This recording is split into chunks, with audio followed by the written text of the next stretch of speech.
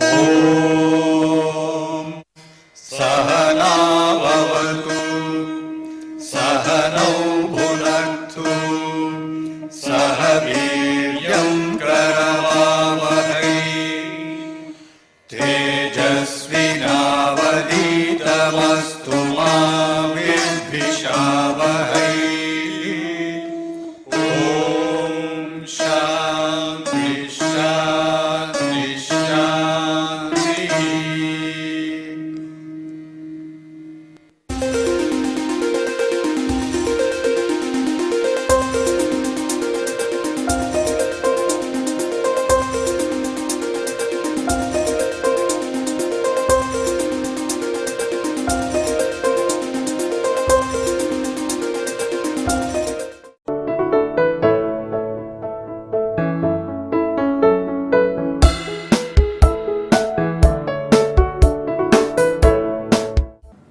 So, this will be lecture number 37 on mechanical measurements.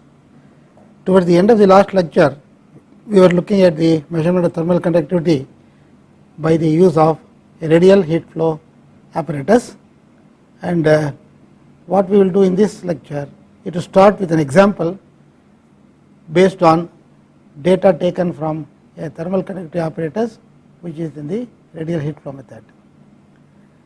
This will be followed by a discussion on thermal conductivity comparator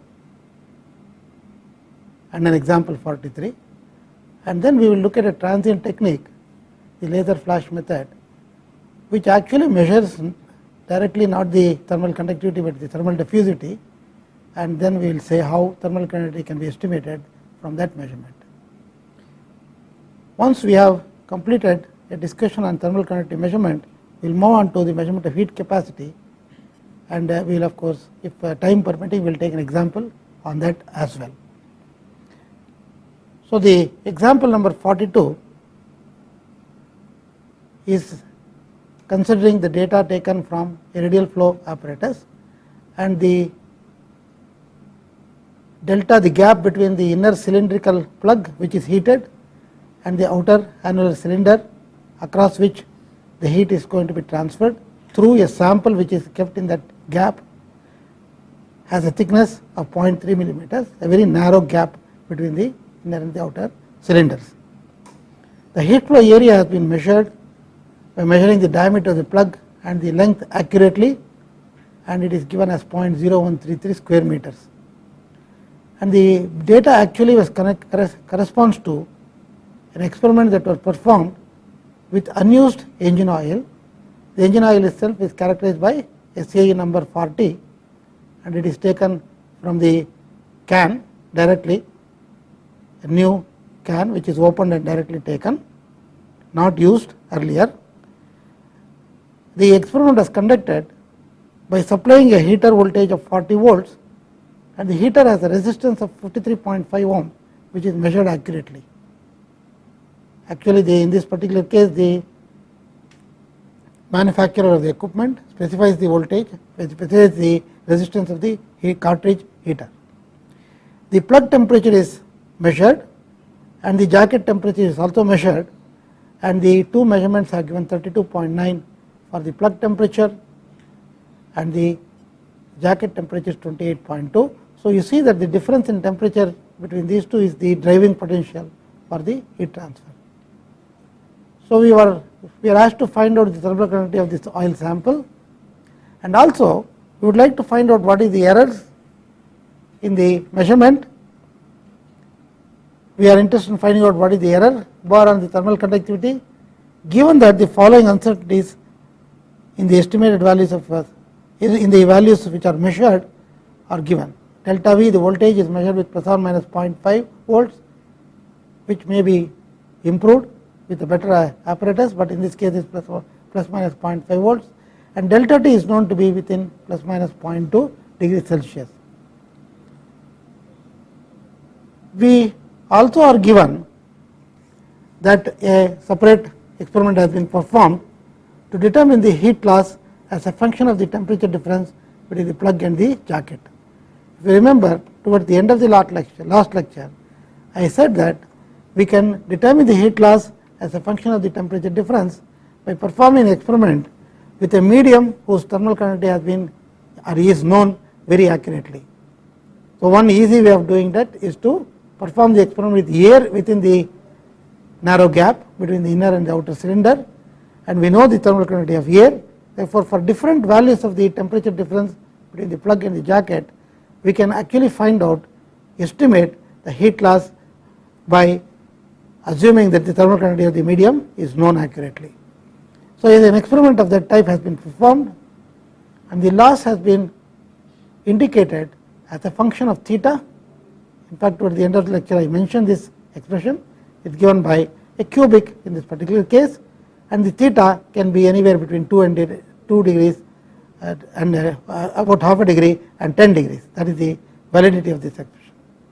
So, with this data, let us work out the solution to the problem of determination of thermal conductivity as well as the estimation of the error in the measured value of the thermal conductivity on the board.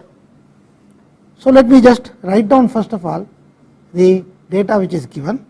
So, we are given the voltage supplied to the heater is 40 volts plus or minus 0.5.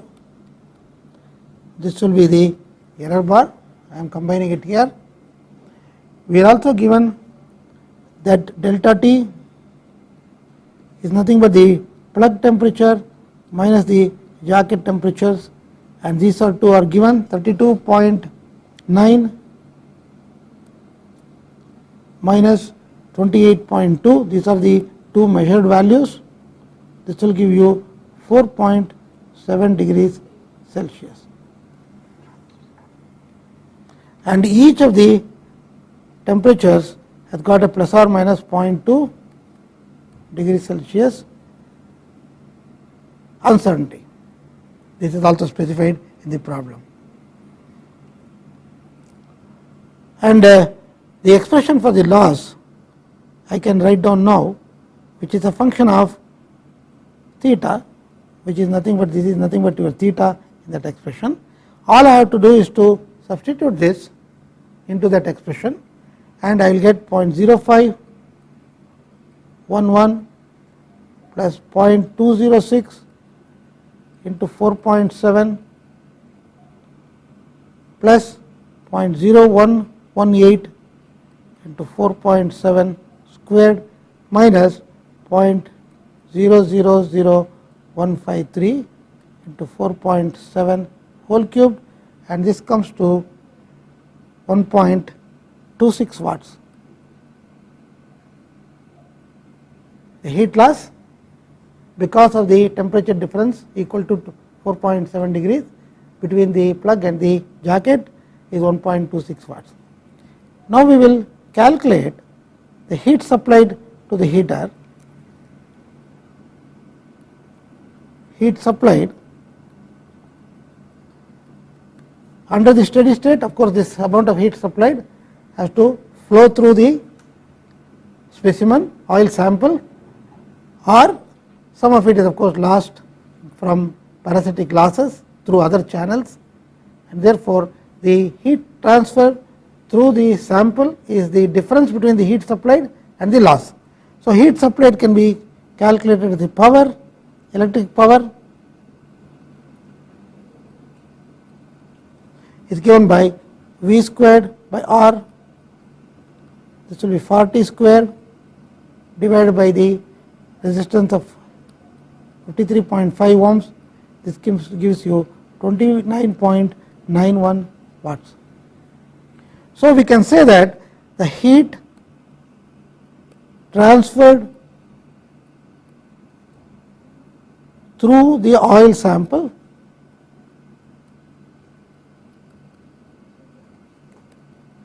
which will be the difference between P and L. This will be 29.91 minus 1.26, that gives you 28.65 watts. So, we have the heat transfer to the through the oil sample, and we can now calculate the thermal conductivity of the oil. So, if you look at the thermal conductivity of the oil, the Q passing through the oil, Q transferred through the oil must be equal to K of the oil multiplied by the area for heat flow multiplied by theta, the temperature difference, divided by delta. Because delta is very small compared to the diameter of the plug, we can use this is nothing but the slab formula.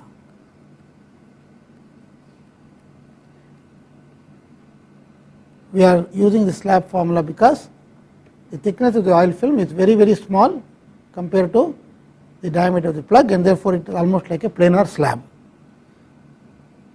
Therefore, I can say K of oil is equal to Q divided by A multiplied by delta by theta, and all I have to do is to substitute all the values.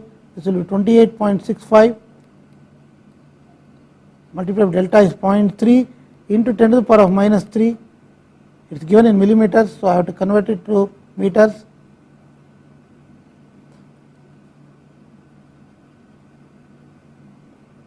So, it will be 10 to the power of minus 3 divided by 0.0133 square meters is the area available for the heat flow multiplied by 4.7 degrees Celsius. So, this will work out to 0.137 watts per meter degree Celsius. This is the first answer we require. The thermal conductivity engine oil is 0.137 watts per meter degrees Celsius. The second part of the problem requires a calculation of the various uncertainties and the effect of these uncertainties on the value of K, which is determined here. So, for that, what we have to do is we have to do an error estimate using error propagation theory, which we already have talked about earlier in one of the earlier lectures, and you also see that the error is because of error in whatever quantities are specified, an uncertainty only we will take into account. For example, error in area is not taken into account, delta we are not going to take into account. These we are going to assume to be highly accurate, so that the error is not going to be due to any of these things. Error in those quantities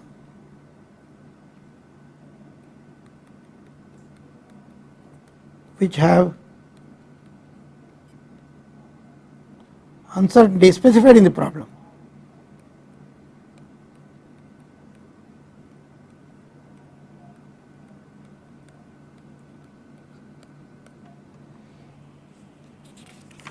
So, we can do that one by one. For example, if you take theta, it is the difference between Tp and Tj. Each one is individually having plus or minus 0.2 degrees Celsius, and you will immediately see that delta theta or the error in theta is nothing but square root of 2 times the error in any one of the temperatures. This can be verified easily, and therefore, this will be plus or minus root 2 into 0.2 degrees Celsius, and that comes to 0.283 degree Celsius. This is the error expected in the value of delta theta, because each of the temperatures measured is prone to an error. The error in delta theta is, the theta is now equal to square root of 2 times the error in one of the each of the individual temperature measurements. We also know that Q is equal to P minus L, and this has got a plus or minus 5% specification. P has an error because we have an error in the value of the voltage which is measured. We are again assuming that the resistance has no error specified on that one. So, we have Q equal to V squared by R minus L, and therefore, I can find out the partial derivatives, and dou Q by dou L is equal to minus 1. Now, I can use the error propagation formula, substitute the values of the voltage and the resistance, and therefore, delta Q is equal to plus or minus square root of, we are going to use the error propagation formula,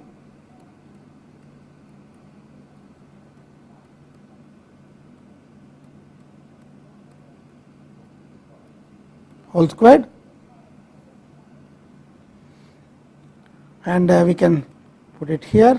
Dou Q by dou V is 2V by R, 2 into 40 by 53.5,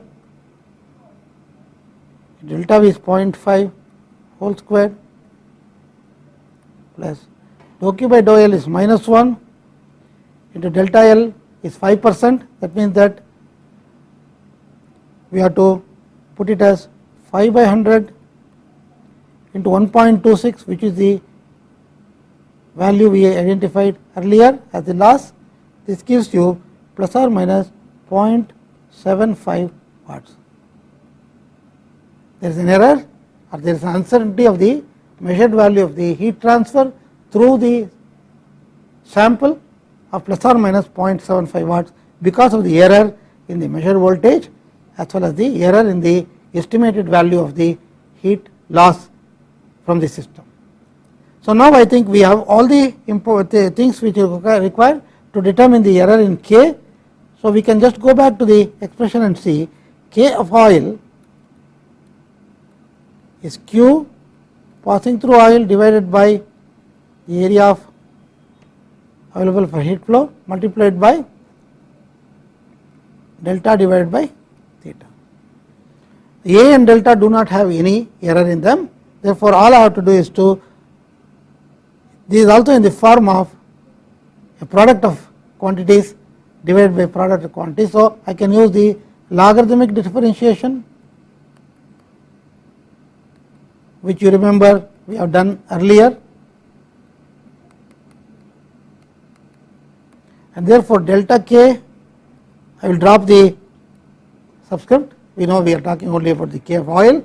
Delta K by K is equal to plus or minus square root of delta Q by Q whole squared plus delta theta by theta whole squared. And we have determined all the quantities earlier.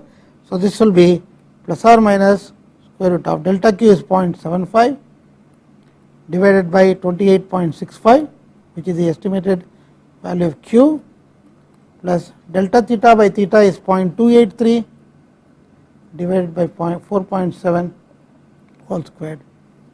This will give you, if you want you can multiply by 100 to get the percentage value. So, this will be 6.6%.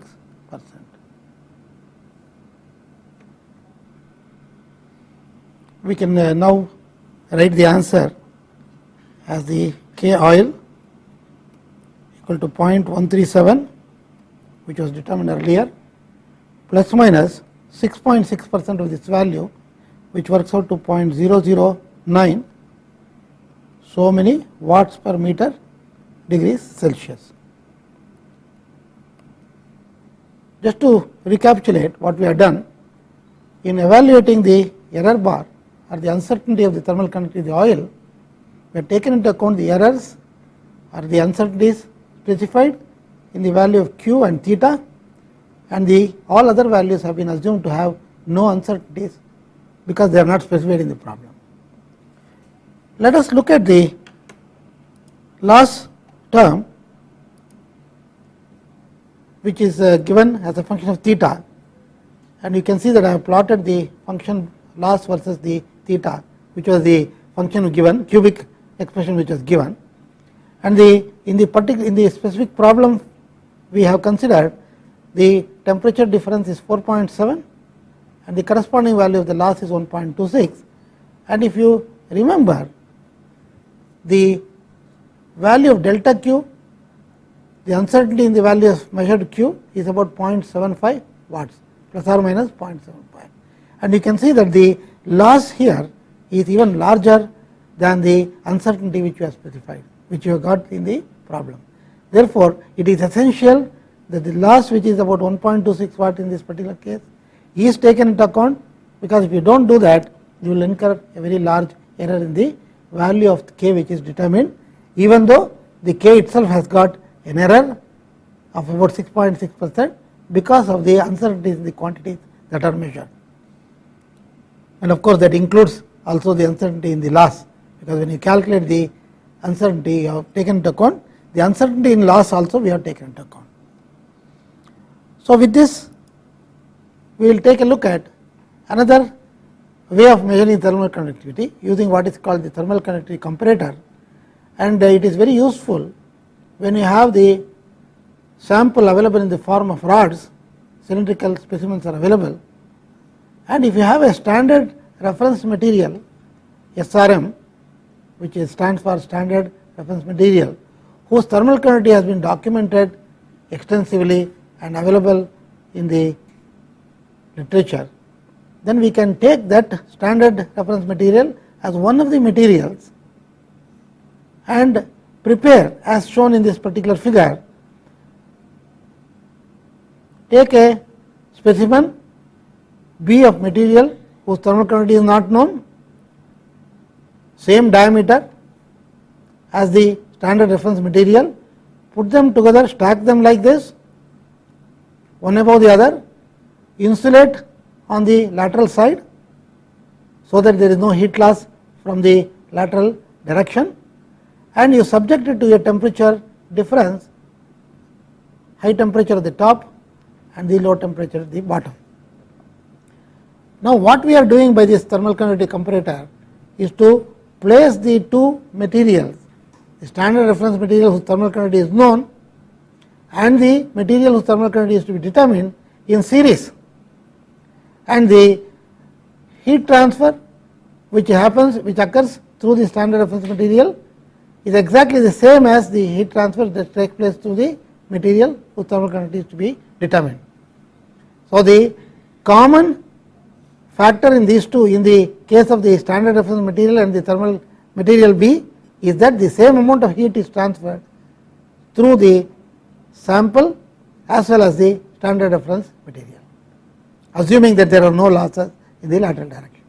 In fact, instead of insulation, we can in fact use vacuum as a possible choice, because vacuum will give you a good insulation, and of course, the vacuum chamber or the walls of the chamber can be maintained at a temperature which is close to the temperatures of these two media here. These two samples, sample and the reference material, if you can maintain a small difference in temperature between these two and the walls of the vacuum chamber, the heat loss from the lateral direction can be reduced to a significant extent, and therefore, whatever heat transfer takes place through the SRM also takes place through this. So, the common factor is the heat transfer, which is the same in the two cases, and we invoke the Fourier law, and by measuring the temperatures at these 4 points as indicated here, these are the thermocouple junctions. The distance between the first two thermocouples in the SRM is LA, and in the case of the material of unknown thermal conductivity is LV. LA and LV are accurately known, and of course, I have shown these thermocouple junctions to be very big. In practice, they are going to be very thin junctions, very small junctions. They may not be embedded inside the solid, it may be at the surface if necessary. It is easier to attach at the surface and measure the temperature. You need not drill a hole, otherwise you will have to do that, and of course, drilling a hole will probably change the heat transfer pattern slightly. So, that is also not a very desirable thing. So what we do in this thermal conductivity comparator is to measure the 4 temperatures here, here and here and here. So from these two I calculate the delta T across the length LA, I calculate delta T across length LB, and using the fact that the same amount of heat is transferred across the first the SRM as well as the sample, I can write Ka delta Ta by La. Delta Ta is measured by the two thermocouples, La is known. Similarly is equal to Kb delta T by Lb, or we rearrange it so that I get Kb equal to Ka into delta Ta Lb divided by delta Tb La. So all I have to do is to know the thermal conductivity of the material A, which is the standard reference material. Then I measure the two temperature differences and the two lengths, and I am able to estimate the thermal conductivity of the material whose thermal conductivity is unknown.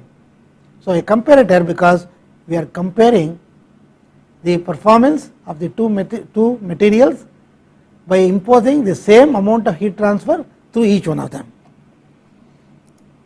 So let us take an example which is actually taken from an experiment which has been performed in our laboratory.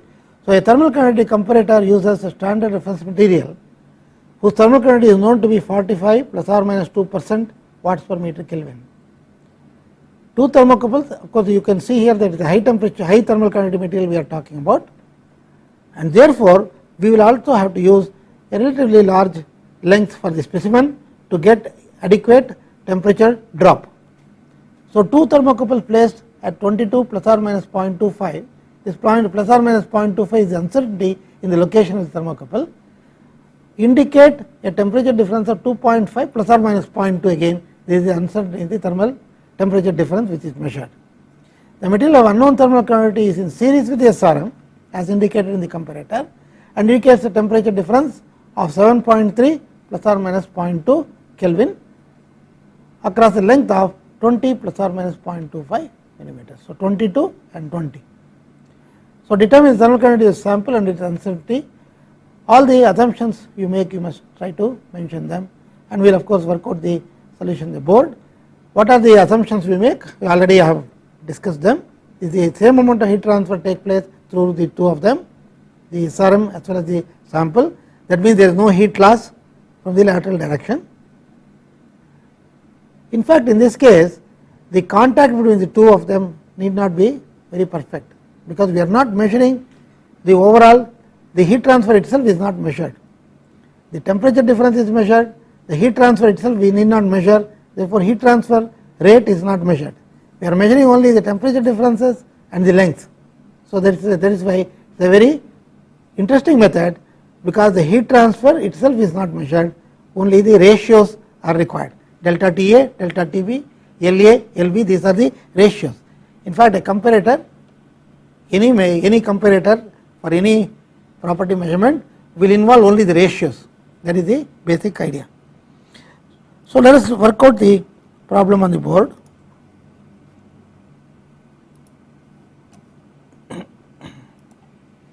So this will be example 43. All I have to do is to use the expression I gave in the slide. So I will just write down what are the quantities we know. La is 22 millimeters. If you want, you can keep all of them in millimeters, because we are going to only take ratios. If you want, you can convert it into meters. It is up to you, because only ratios are going to come, and only the value of K of the specimen, the standard reference material, if it is given in SI unit, the K determined here will also come out to be in SI units, because all others are ratios only. So this is 22 millimeters, LB is 20 millimeters, then we have Ka, which is 45 watts per meter degree Celsius, delta Ta is measured as 2.5 degree Celsius or Kelvin, it does not matter, temperature difference is the same. When you represent a temperature difference, it can be either Kelvin or degree Celsius. And we also have measured delta TB for the second material is 7.3 Kelvin or degree Celsius. So all I have to do is to use the simple rule Ka delta Ta by La is equal to Kb delta Tb by Lb, or Kb is equal to Ka delta Ta Lb by delta Tb La. All I have to do is to substitute the values. So therefore Kb equal to 45 into 2.5 into Lb is 20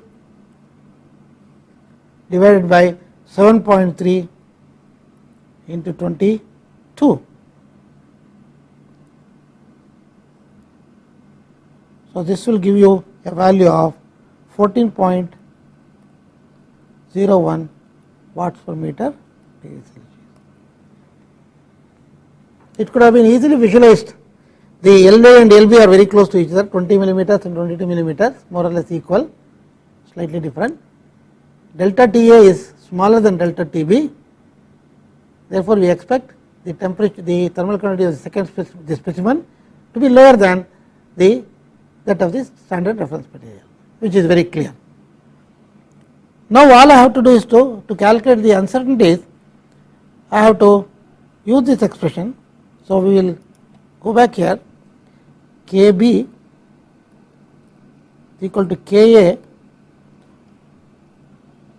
multiplied by delta Ta by La multiplied by Lb divided by delta Tb. So all I have to do is to determine the error bar on this, or the uncertainty of Kb. Of course, I am assuming that Ka does not have any error, no error, or I think it is given with a 2% error. So let us use that value. So this has got 2% error. Delta Ta and delta Tb are both measured with delta T have an error of 0.2 degrees plus or minus degree Celsius, and La, Lb have errors of plus or minus 0.25. I am using the same units, so it does not matter, plus or minus 0.25 millimeters. So all I have to do is to calculate using the logarithmic differentiation method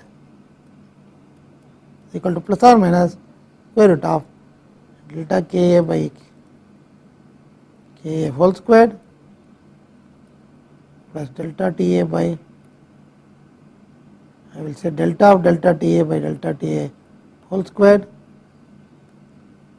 plus similar terms delta Lb by Lb whole squared plus same terms for involving delta Tb by Tb whole squared plus delta La by La whole squared.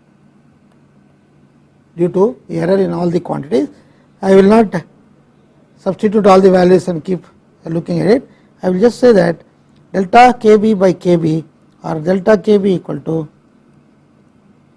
plus or minus Kb into this whole thing. If you substitute all the values, it comes to delta Kb comes to 1.24 watts per meter degree Celsius. So the uncertainty in the value, therefore you see that we can say that Kb equal to 14.01 plus or minus 1.24, so many watts per meter degree Celsius. That is the error bar in this particular problem. The error is quite something like about 9%, about roughly 9%. We can also discuss this error by looking at how we can reduce the error. For reducing the error, what are the sources of error? Sources of error, of course, the measured values. The Ka we have no control because Ka has got a specified value of 2%. It is the delta T's which need to be measured more precisely. If we can measure the temperature differences much better than 0.2 plus or minus 0.2, and also the locations of the thermocouples are more precisely known, I think we improve the accuracy of the measurement, precision of the measurement of the thermal conductivity of the material B.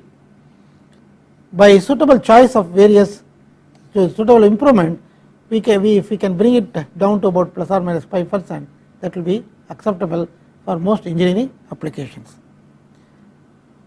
So with this, we have looked at basically the measurement of thermal conductivity by steady state methods. What I will do now is to look at the measurement using an unsteady method. A typical example I am taking is the laser flash apparatus. And what does the laser flash apparatus give me? Before I tell you what we are going to get, let us look at the apparatus and find out how it is arranged. I have got a sample here, thin slice of the material whose thermal diffusivity I want to measure or estimate, and it is in the form of a thin sample. One side it is going to be a certain amount of heat is going to be supplied by a laser or a flash, which is going to be for a very small length of time. In a microsecond or millisecond, the laser flash will illuminate this side, and the energy absorbed by the front surface will slowly diffuse through the material. So the energy is supplied to this side of the sample by a flash or a laser, which is going to be for a very brief period. Okay? And then at the back of the sample, I have attached a thermal temperature sensor. I am going to study the transient response of the temperature sensor applied at the back, and I will amplify the signal if necessary and record it. There is no need to measure the temperature accurately or to measure the temperature. Some effect of the thermocouple response without worrying about the units I can record, and this is enough for our purpose, as you will see in a little while from now. The sample thickness is the length L, and the sample material thermal diffusivity I am assuming is alpha, which is known to be, we already know that thermal diffusivity is nothing but the ratio of K divided by rho Cp, rho C. So thermal conductivity divided by the density specific heat product. So if I know the specific heat and the density of the material whose thermal diffusivity I am measuring here, I can, having measured the thermal diffusivity here, I have to multiply it by the product of density and the specific heat to get the thermal conductivity. So the laser flash apparatus is going to give me only the thermal diffusivity, and if I know the other thermal properties like the specific heat, which of course I am going to discuss a little later, and the density, I can estimate the thermal conductivity. So the method is very simple in terms of its application. I have a laser or flash which goes for a very brief period, dumps a certain amount of energy onto the one side of the sample. The sample itself is surrounded by a furnace at a constant temperature. For example, if I want to measure the thermal diffusive material as a function of temperature, all I have to do is to put this sample inside a furnace, bring it to the desired temperature, so that the sample as well as the furnace is at a equilibrium temperature, which may be any value we want, and momentarily I am going to introduce a certain amount of heat on one side, which may increase the temperature of that side by only a few degrees, 1 or 2 degrees above the equilibrium value. So, what I will do is I will just look at the amplified signal from the back of the sample, and the pattern of this is going to give me the thermal diffusivity, as you will see from the next slide. Before we do that, we will introduce two quantities. One is the non-dimensional time, or it is also referred to as the Fourier number, which is given by pi squared alpha thermal diffusivity multiplied by time divided by square of the length of thickness of the sample, and the non-dimensional temperature I am going to define as the temperature divided by the maximum temperature recorded from the back surface of the sample. So, if I make a plot of the non-dimensional temperature ratio as a function of the non-dimensional time or the Fourier number, you get a unique curve which has got the property that at a value of non-dimensional time equal to 1.37, the value of the non-dimensional temperature ratio is exactly half. So, 1.37 equal to pi squared alpha t by L squared. So, all I have to do is find out the time at which this happens. You find out when the maximum the temperature is going to be equal to half the maximum temperature. Maximum is here, half the maximum is here. So, you find out from the actual measurement what is the time at which the temperature ratio is half.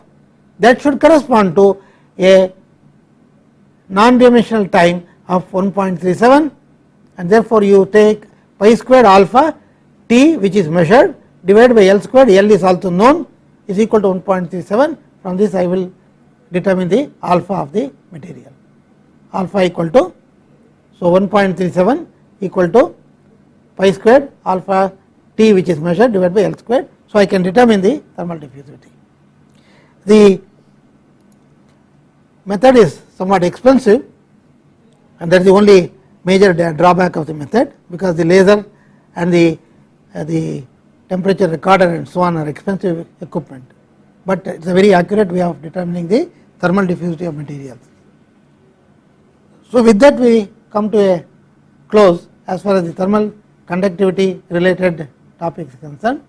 Now, let us look at the measurement of the specific heat of a solid.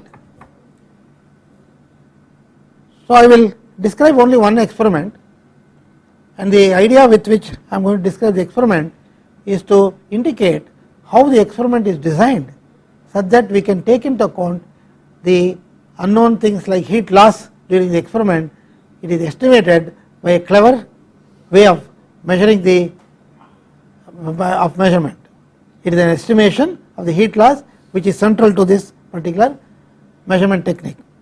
So, the calorimeter is an instrument which is used whenever we want to make the measurement of specific heat or latent heat and such other quantities. Any heat capacity measurement requires a calorimeter.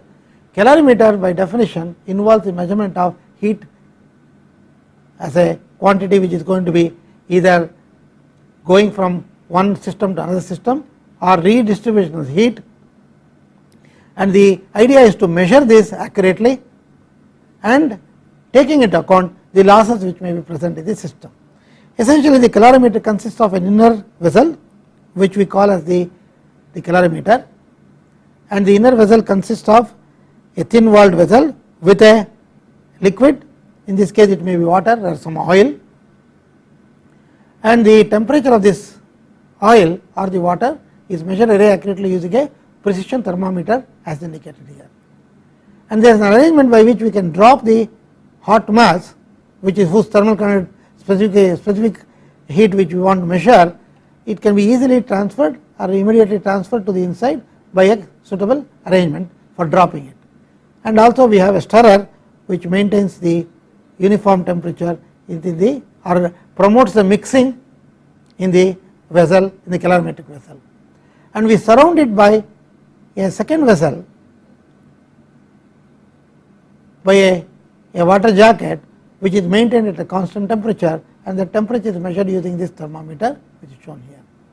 So, the experiment is very simple.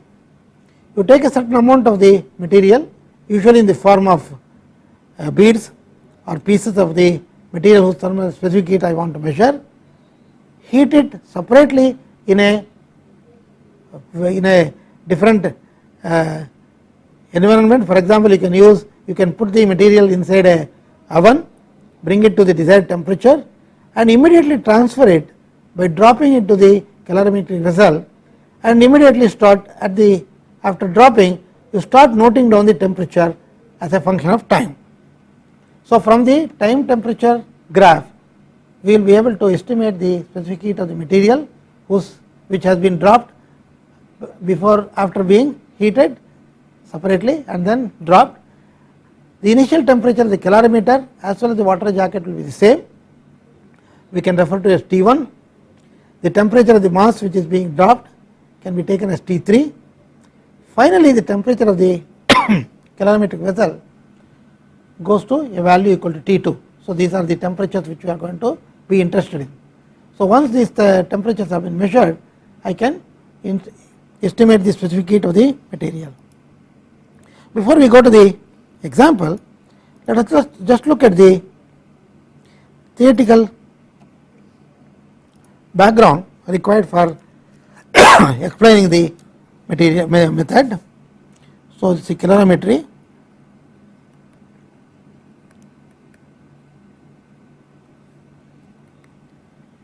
So, what are the things which happen?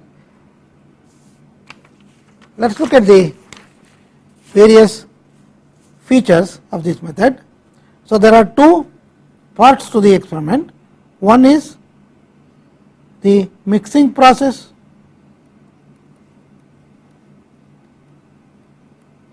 I am talking about mixing in a thermal sense. So, hot mass, hot sample dropped into the calorimeter,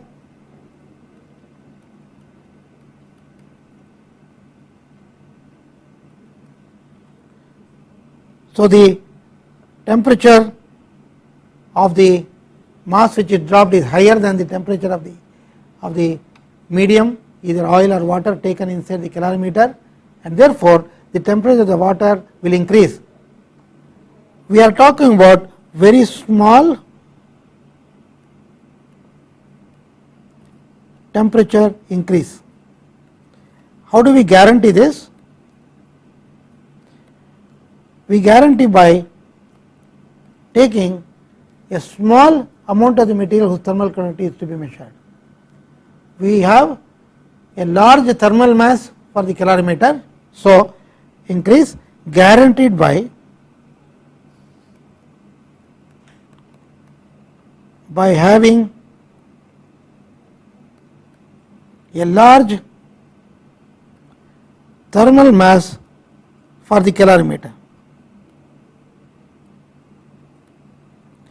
The thermal mass of the calorimeter is given by the mass of the material of the calorimeter, that is the water plus the walls of the vessel and the specific heat of each one of these. You take the product of the mass and specific heat, that is the thermal mass of the system or the calorimeter. So, if you have a large enough value compared to the thermal mass of the drop mass which is going to be dropped into the calorimeter, if you guarantee that, you will have a small temperature rise. We want the temperature rise to be small, so that the losses will be also small. That is the reason why we want to have small temperature rise.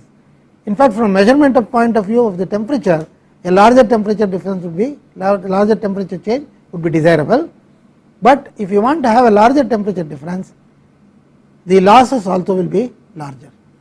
Therefore, the estimation of the losses becomes the major problem. So, you have a mixing process which consists of a hot sample which is dropped into the calorimeter. The calorimeter has got a thermal mass which is much larger than the thermal mass of the material which is being dumped into it. The second part consists of the cooling process. So, let me just describe what happens. I will make a simple sketch here. So, this is the time axis, the temperature. I have the calorimeter at a temperature T1, which is also the temperature of the jacket. This is also equal to jacket temperature. It is the same as the jacket temperature. So let us draw a line like this. Now during the mixing process I am adding certain mass of material at a higher temperature into this material, into the calorimeter. Therefore, the temperature of the calorimeter will show an increase. So let us just assume that it goes up like that. So it will go up till it reaches some value, we will call it as T2 dash. And if there are no losses, this temperature will remain fixed at this value. This will be constant. If the losses are 0, there are no loss, so we will say no loss case.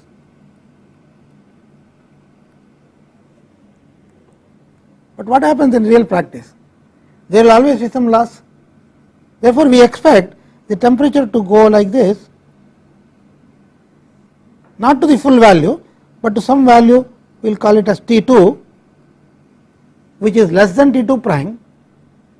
And if you allow it to, after the temperature, this is let us say during this is the mixing,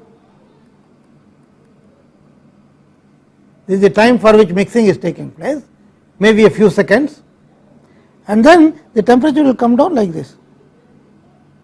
This is the with loss.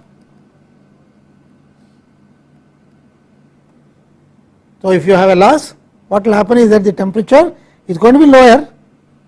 So we can say T2 is less than T2 prime, and with the loss the temperature is going to come down continuously, and after some time, of course, after long enough time, if you leave, it will come back to the room temperature or the jacket temperature. Okay, this temperature will come down. Of course, it cannot go below that, it will come to the jacket temperature because of the heat loss. That means, okay, during the heating process, during the mixing process, there is some heat loss, therefore this temperature did not reach that value. Of course, I am in this figure, it is very highly exaggerated, the temperature difference may be very small, and then it starts coming down instead of keeping constant. So if you look at this is the error. Similarly here, this is the error. So if I want to calculate the specific heat accurately, I must account for this error and make it up. That means that I have to add this. This is due to heat loss. So how am I going to account for it? Let us write the appropriate equation and it will become clear as to what is going on. During the mixing process,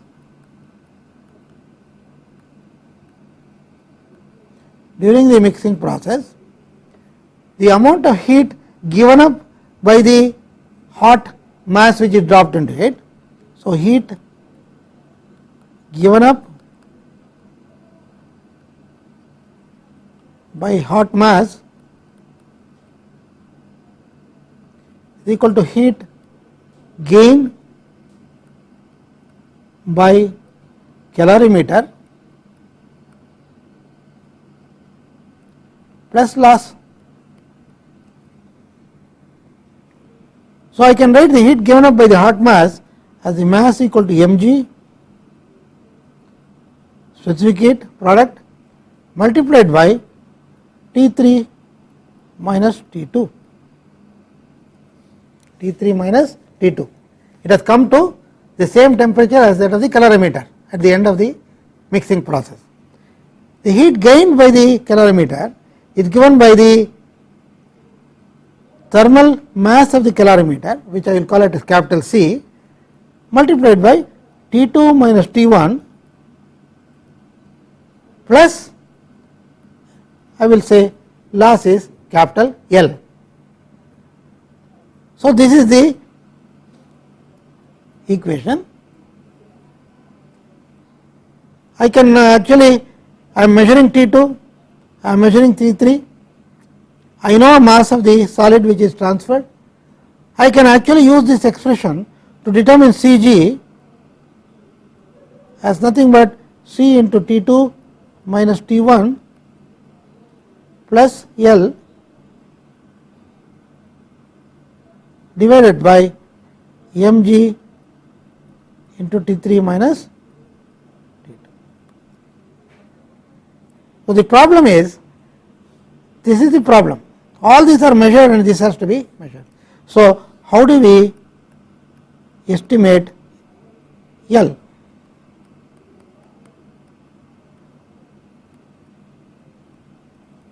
How do we estimate L?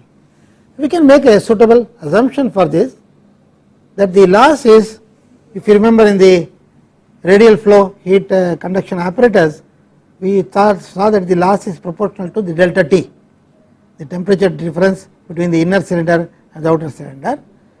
Therefore, I can assume here also that the loss must be proportional to the temperature of the calorimeter minus the jacket temperature.